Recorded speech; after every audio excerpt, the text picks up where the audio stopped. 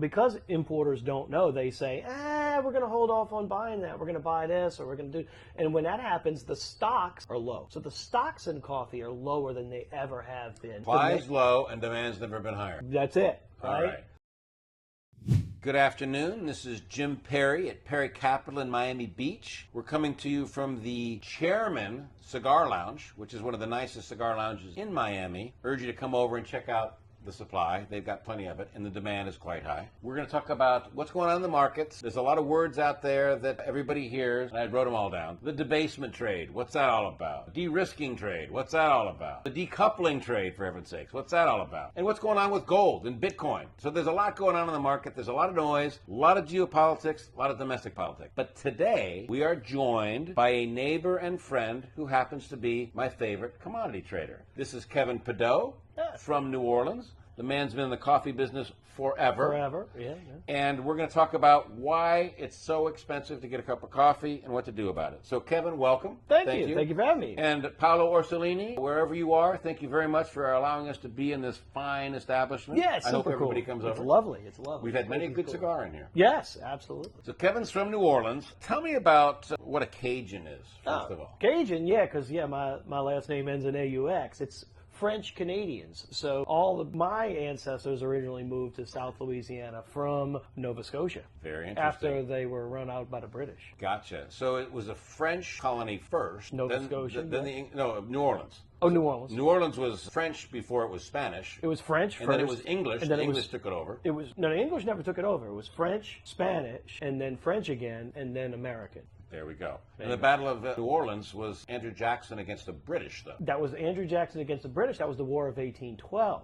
And actually, I went to grammar school on the battlefield of the War of 1812. Kevin's a New Orleans guy. This is great. So we're going to talk about New Orleans. Now, you said something to me very interesting a few weeks ago, that New Orleans was the gateway city to South America before airplanes, much like Miami is today with airplanes, right? Miami certainly is today. One of the things you hear about New Orleans a lot is that it's the northernmost Caribbean city, And I guess it is more northern than Miami, so it certainly fits. But yeah, definitely people would travel to New Orleans, and not just people, but stuff on ships, boats, coffee, bananas, all that stuff. From Latin America, but then people would come too. So definitely New Orleans was a hub of Latin America before Miami and before the airplane, and certainly Miami is taking that seat now with the airplane. Gotcha. Before we start talking about coffee and markets, tell me about the economy in New Orleans. What's going on there? Let's talk about housing, labor market, the politics, tourism. Yeah.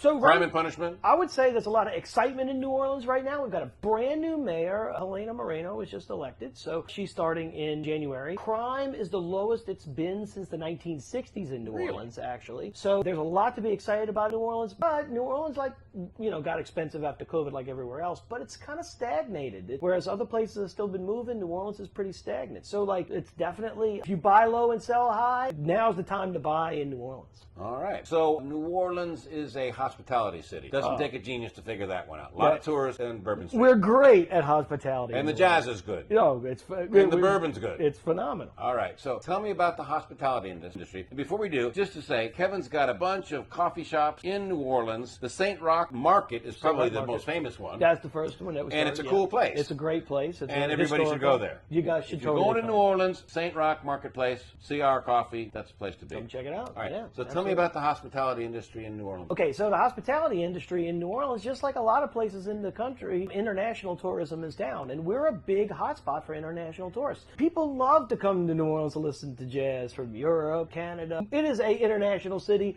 and international tourism is down. So the hospitality industry's been hiccuping a bit. Okay. But our conventions are through the roof. We've got it booming. They're oversold on conventions. There's a convention center or a convention coming up in the industry, in the financial industry in November. That's in November. I think I'm going to be there. Yeah. Might even talk. Yes. Right. That's my friend Brian London's. Brian London. Yeah. All right. Chamber of Commerce guy. Yeah. Got it. Okay, now let's get down to the chase here. Coffee. I'm not a genius, and I do buy my coffee from you. You ship it over from New Orleans, so thank you very much. Yeah, it's $4.23 a pound today. Raw. Now you got to remember that price. I lose 20. That's raw. So when I roast the coffee, I lose 20% to moisture. So it's more than that, and that's base coffee. So coffees that are nicer go for higher differentials. So this is the wholesale commodity price. Base coffee price, right? Now, and that price, just for for reference, coffee was about $1 a pound pre-COVID? Yes. So we're up by a factor of 30, four. Yes. We're up by a factor of 4 in 4 years. Well, and it's not even just in 4 years, really in the past year. Yeah. What's going on? Tell me about coffee. So we got supply and demand. Always Supply's supply up, and demand has never been higher. So the Specialty Coffee Association just put out a thing. This is the highest it's been in 20 years for the demand of coffee. So demand is super high.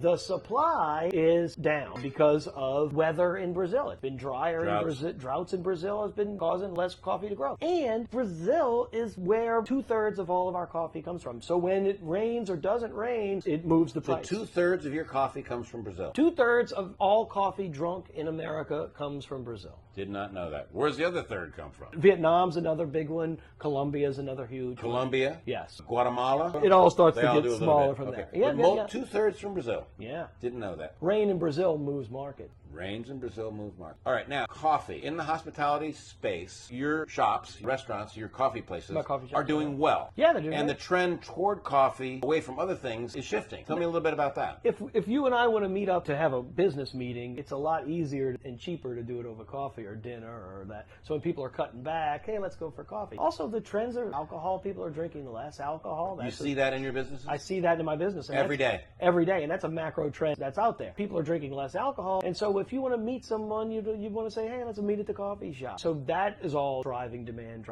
Specialty fancy drink drive demand. People want to post pictures on Instagram. To get those fancy drinks, they got to go to the coffee shop. So the demand is up. Gotcha. So now let's kind of shift gears a little bit and think about geopolitics, domestic politics, and tariffs. All right. So tariffs, everybody, my business is very international, as you know. Everybody's mad at this country. Yeah. Because the things that they have to export to this country are more difficult for them to do it, and they're making less money. So this is a problem. Probably no bigger of a problem than Brazil. Tell me about the tariff situation and the political situation in Brazil with respect to tariffs. I can answer the coffee. What's the coffee tariff right now? The coffee tariff in Brazil is 50% right now. Wow. Which is absolutely insane and crazy. It's got to be killing the market. It's killing it. What, in Brazil? Yeah. No, China's buying it. It's doing great. We are missing out. And it's hurting me because I can't get the coffees I need. So I'm having to make adjustments and change. I'm changing blends. I'm doing everything I can to try to protect the consumer. But it is creating a bunch of uncertainty, which markets do not like. Does not help. All right, so Trump has famously picked a fight with the Brazilian government, and tariffs are up. And like other governments, Canada, Europe, Japan, India, Indonesia, he starts with this broad,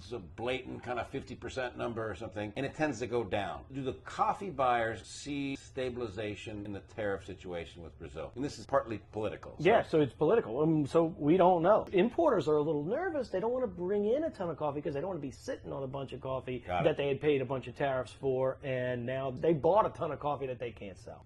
Very interesting. We're going to talk about a lot of other things. We'll get to that in a minute. I want to thank Kevin very much for your insight and fascinating discussion. I always love talking about coffee. That's my thing. And I want to thank the Chairman Cigar Lounge for hosting this event tonight. Lovely place. We appreciate everything and everybody that's supporting this effort. So have a good afternoon, and we'll get back to you with the rest of the market stuff later in the week, folks. Thanks.